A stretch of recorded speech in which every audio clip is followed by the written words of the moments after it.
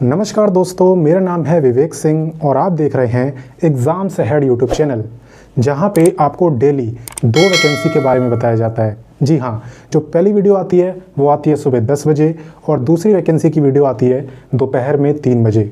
ठीक है जी। और आज मैं आपके लिए जो वैकेंसी लेके आया हूँ ना, ये आप सभी बच्चों को काफ़ी पसंद आने वाली है, क्योंकि दोस्तों यहाँ पे बहुत ज़्यादा सीटें हैं और सभी राज्यों के अंदर वैकेंसी आई है। चलिए मैं आपको बताता हूँ। यहाँ पे टोटल 4000 सीटें हैं, 4000।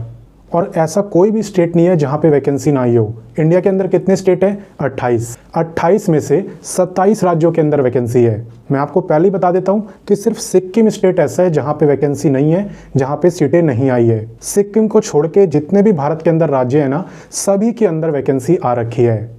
तो यहाँ पे आपको अपने राज्य में तो नौकरी मिल ही सकती है, और सिर्फ राज्य में नहीं बल्कि नोटिफिकेशन में ये भी लिखा हुआ है कि वो सबसे पहले कोशिश करेंगे कि जिस जिले में आप रहते हो वहीं पे आपकी पोस्टिंग हो जाए। और अगर आपके ज़िले में सीटें नहीं होंगी तो आपके ज़िले के आसपास जो ज़िला होगा ना, वहाँ पे आपको नौकरी मिलेगी।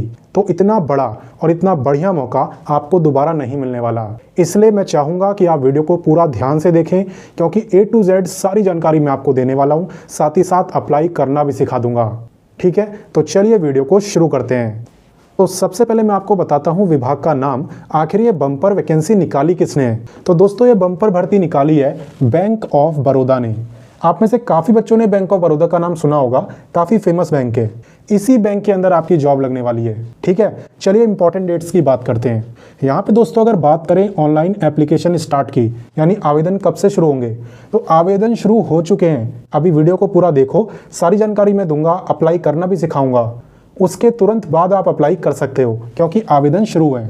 एंड जो फॉर्म भरने की लास्ट डेट है ना, वो है 11 मार्च।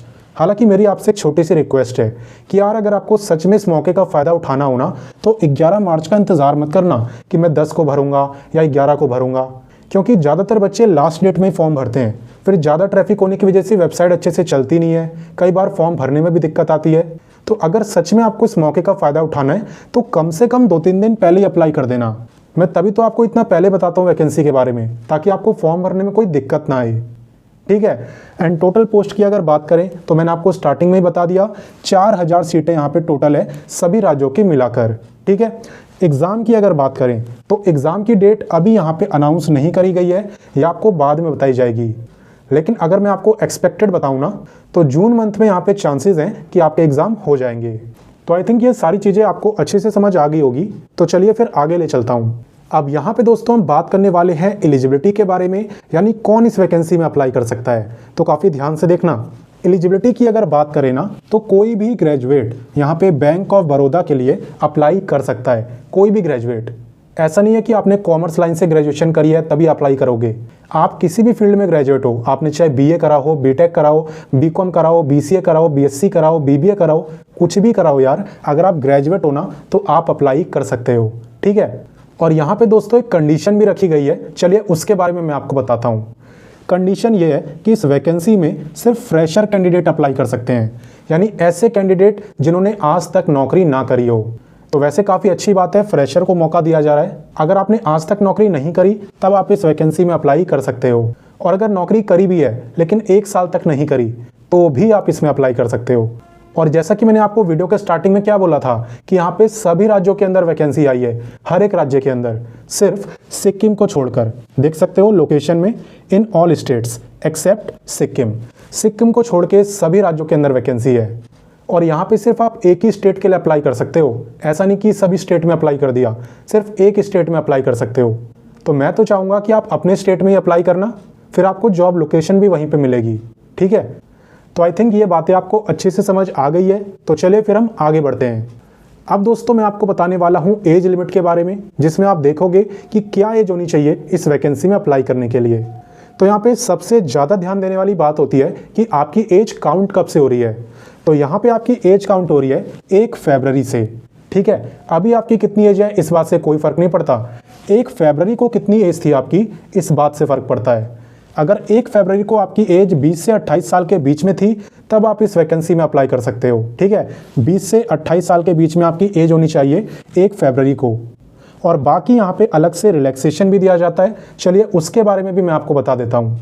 एज रिलैक्सेशन की अगर बात करी जाए तो ये मिलती है आपकी कैटेगरी के बेस पे। अगर आप SC/ST के कैंडिडेट हो ना, देख सकते हो, अगर आप SC/ST के कैंडिडेट हो तब आपको 5 साल का रिलैक्सेशन दिया जाता है, और अगर आप OBC के कैंडिडेट हो तब आपको मिलता है 3 साल का। फिजिकली हैंडीकैप्ड वाले यहाँ पे देख सकते हैं, और एक्स सर्विसमैन तो इस वैकेंसी में अप्लाई कर ही नहीं सकते, ठीक है। फ्रेशर के लिए एक्स सर्विसमैन अप्लाई नहीं कर सकते। अब रिजर्व कैटेगरी का फ़ायदा भी कौन उठा सकता है? जिस पे इसका सर्टिफिकेट हो। ऐसा नहीं है कि आपको लगता है कि मैं SC/ST का हूँ या OBC का हूँ तो आप सोच रहे हो कि आपको रिजर्वेशन मिल जाएगा, बिल्कुल नहीं। आपको सर्टिफिकेट भी रखना पड़ेगा, आप पे कास्ट सर्टिफिकेट होना चाहिए, तभी आप यहाँ पे एज रिलैक्सेशन ले पाओगे, वरना आप भी जनरल कैटेगरी में ही काउंट हो जाओगे अगर आप पे कास्ट सर्टिफिकेट नहीं होगा तो। ठीक है जी, हो गई बात क्लियर? तो चलिए आगे बढ़ते हैं। अब मैं आपको बताने वाला हूँ सिलेक्शन प्रोसेस के बारे में, तो एकदम ध्यान से देखना क्योंकि एकदम डिटेल में समझाने वाला हूँ। और एक ज़रूरी बात भी बताऊँगा कि मैंने आपसे क्यों बोला था कि आप सभी सिर्फ अपने स्टेट के लिए अप्लाई करना, वो इसमें अभी आप देखोगे। सिलेक्शन की अगर बात करें तो सबसे पहले होगा आपका ऑनलाइन एग्ज़ाम। ऑनलाइन एग्ज़ाम में MCQ टाइप के क्वेश्चन पूछे जाएंगे, यानी एक क्वेश्चन 4 ऑप्शन, जो भी आपको सही लगेगा उस पर टिक कर देना। और काफ़ी बच्चे ऑनलाइन एग्ज़ाम का गलत मतलब निकाल लेते हैं, उन्हें लगता है कि घर बैठे पेपर देना है, ऑनलाइन है तो। नहीं, ऑनलाइन का मतलब ये है ना कि जब आप एग्ज़ाम देने जाओगे तो वहाँ पे OMR शीट पे नहीं, कंप्यूटर पे आपका एग्ज़ाम होगा, यानी कंप्यूटर स्क्रीन पे आपको क्वेश्चन दिख रहे होंगे और सही ऑप्शन पे आपको टिक करना होगा, ठीक है। इससे बोलते हैं ऑनलाइन एग्ज़ाम। आगे बात समझ? चलिए अब मैं आपको सिलेबस के बारे में बताता हूँ। इसके एग्ज़ाम में टोटल आपसे 100 क्वेश्चन पूछे जाते हैं, ठीक है जी। 100 में से 25 होते हैं जनरल इंग्लिश और हिंदी के, 25 होते हैं मैथ के, 25 होते हैं रीजनिंग के, और 25 होते हैं आपके GK के। इन 100 क्वेश्चन को करने के लिए आपको 1 घंटे का टाइम मिलता है, यानी कि 60 मिनट का। एक क्वेश्चन आपका 1 मार्क्स का ही रहता है, और यहाँ पर 0.25 मार्क्स की आपकी नेगेटिव मार्किंग भी होती है। तो जो क्वेश्चन आपको आता हो वही करके आना, ऐसा नहीं कि सारे अटैम्प्ट कर दिए, चाहे आते हो चाहे ना आते हो, क्योंकि भाई नेगेटिव मार्किंग है, मार्क्स बढ़ने की बजाय कम हो जाएंगे, इसलिए ध्यान रखना। और मैंने क्यों बोला था कि आप सिर्फ अपने स्टेट के लिए अप्लाई करना, चलिए वो बताता हूँ। यहाँ पे दोस्तों ऑनलाइन एग्जाम को क्वालिफाई करने के बाद ना आपका लैंग्वेज टेस्ट होता है। अब लैंग्वेज टेस्ट का क्या मतलब है वो बताता हूँ। लैंग्वेज टेस्ट का मतलब है कि आप जिस भी स्टेट के लिए अप्लाई कर रहे हो वहाँ की लोकल लैंग्वेज, यानी उस स्टेट में जो भाषा बोली जाती है ना, वो आपको अच्छे से आनी चाहिए। एग्जाम्पल देके समझाऊँ। मान लो अगर आप दिल्ली के लिए अप्लाई कर रहे हो तो दिल्ली में क्या बोली जाती है? हिंदी बोली जाती है। तो हिंदी भाषा आपको अच्छे से आनी चाहिए, क्योंकि लैंग्वेज टेस्ट होगा, वो चेक करेंगे कि आप वो भाषा बोल पाते हो नहीं बोल पाते। तो अगर आपको आती होगी तो आराम से क्वालिफाई कर लोगे, क्योंकि इसमें कोई क्वेश्चन तो पूछे नहीं जा रहे, बस नॉर्मल बातें होंगी आपके साथ। तो इसलिए उस स्टेट के लिए अप्लाई करना जहाँ की भाषा आपको आती हो, और सबको अपने राज्य की भाषा आती है मेरे हिसाब से। ऐसा कोई नहीं होगा जिसे अपने स्टेट की लैंग्वेज ना आती हो, है ना। इसलिए मैंने कहा था कि अपने स्टेट के लिए अप्लाई करना। और यहाँ पे बात करें कि आपको सैलरी कितने मिलेगी, तो देखिए यहाँ पे सैलरी आपको नहीं मिलेगी, सैलरी बोलना गलत होगा। यहाँ पे आपको मिलेगा स्टीपेंड। स्टीपेंड को हम कहते हैं जेब खर्च, यानी आपको पूरी सैलरी नहीं मिलती, बस थोड़ा बहुत खर्चे के लिए रुपए मिल जाते हैं। अब ऐसा क्यों है भाई, यहाँ पे सैलरी क्यों नहीं मिल रही, चलिए बताता हूँ। दरअसल दोस्तों ये आपकी जो वैकेंसी है, बैंक ऑफ बड़ौदा ने जो 4000 पद निकाले हैं ना, ये अप्रेंटिस के पद हैं। अप्रेंटिस क्या होता है? अप्रेंटिस होता है एक ऐसी ट्रेनिंग जहाँ पे आपको 1 साल तक काम सिखाया जाता है। आपको सिखाएंगे कि बैंक के अंदर क्या क्या काम होते हैं, कैसे कामों को करा जाता है, वो कंप्लीट आपको सिखाएंगे। इसलिए उन्होंने साफ साफ बोला है कि सिर्फ फ्रेशर अप्लाई करेंगे, जिन्हें पहले से नौकरी कर रखी है वो अप्लाई नहीं करेंगे। क्योंकि अप्रेंटिसशिप का मकसद ही यही होता है कि जिन बच्चों को काम नहीं आता, जिनके पास कोई स्किल नहीं है, उन्हें स्किल दे पाए, काम सिखा पाएँ, ठीक है। तो अगर 1 साल आप यहाँ पे बैंक ऑफ बड़ौदा के अंदर काम कर लोगे ना, तो आपको पूरा बैंक का काम आ जाएगा। और 1 साल के बाद आपको सर्टिफिकेट भी मिलेगा, जो कि इस बात का प्रूफ होगा कि आपने बैंक ऑफ बड़ौदा में काम करा है। और वो सर्टिफिकेट जो है ना, वो एज अ एक्सपीरियंस भी यूज़ हो जाता है। मान लो 1 साल बाद आपकी ट्रेनिंग कंप्लीट हो गई, आप बाहर आ गए। अब उसके बाद मान लो ICI में जॉब आई या SDFC में जॉब आई, किसी भी बड़े बैंक के अंदर जॉब आ रही है ना, तो वहाँ पे आप डायरेक्ट इंटरव्यू दे पाओगे। और इंटरव्यू आप आसानी से क्वालिफाई भी कर लोगे, क्योंकि आपको भाई काम आता है, 1 साल आपने ट्रेनिंग कर रखी है। तो काफ़ी ज़्यादा बेनिफिट आपको मिल जाता है अगर 1 साल आप यहाँ पे ट्रेनिंग कर लेते हो तो। और ऐसा भी थोड़ी है कि 1 साल बस ट्रेनिंग ही करनी है, पैसे मिलेंगे ही नहीं, पैसे मिलते हैं।